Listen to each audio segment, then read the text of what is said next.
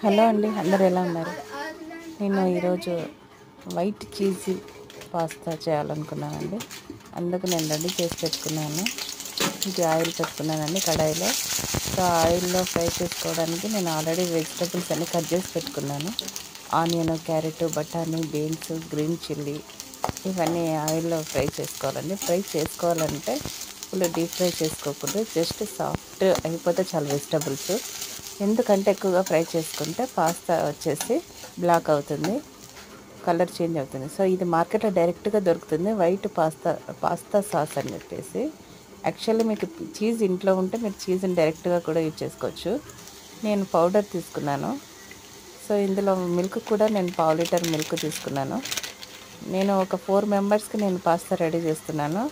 మీరు ఎంతమందికి కుకింగ్ చేస్తున్నారో దాన్ని బట్టి మీరు ఈ పౌడరు తర్వాత పాలు యూజ్ చేయాల్సి వస్తుందండి. ఇలా సాఫ్ట్ అయిన వెజిటబుల్స్లో ఈ పౌడర్ వేసుకొని తర్వాత వెంటనే పాలు కూడా పోసుకోవాలండి. బాగా కలుపుకోవాలి, బాగా కలుపుకోవాలండి. ఇది ఎలా రావాలంటే ఇప్పుడు వాటర్ లాగా అనిపిస్తుంది కదా, ఇది వచ్చేసి ఒక క్రీమీ టెక్స్చర్ అనేది రావాలి. చూడండి, క్రీమీ టెక్స్చర్ వస్తూ ఉంది. ఇదే టైంలోనే, దగ్గర పడుతున్న టైంలోనే కొత్తిమీర ఇందులోనే కలుపుకోవాలండి. ఎందుకంటే పాస్తా వేసుకున్న తర్వాత సరిగ్గా కలవదు, అందుకు నేను ఇప్పుడే వేస్తున్నాను.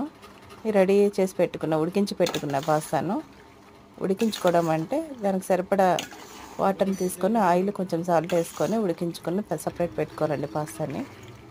సో ఆ పాస్తాను నేను బాణల్లో వేసుకున్నాను.